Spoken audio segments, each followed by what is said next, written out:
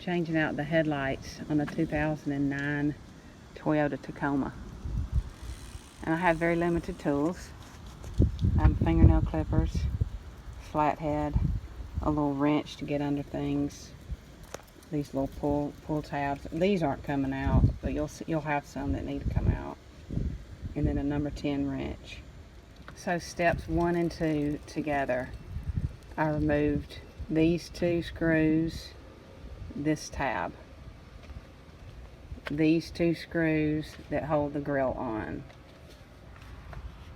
this tab, and these 2 screws. That's steps 1 and 2. Step 3, I did not remove the wheel well. I just wiggle my little arm up behind here.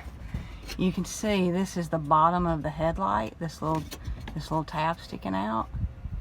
And right here, this is a tab. The first thing you feel back there is a tab. You don't want to remove that. If you go up above that, there's a bolt. And I just got it started with my number 10. Now, a socket wrench is more ideal, but I just got it started, and then I get my little hand back up in there, and then it looks like this. And do that on both sides. While I had the headlight out, I wanted to show you. When I wiggled underneath, here it was the tab, and then right here is where the hole is for that bottom part of the headlight.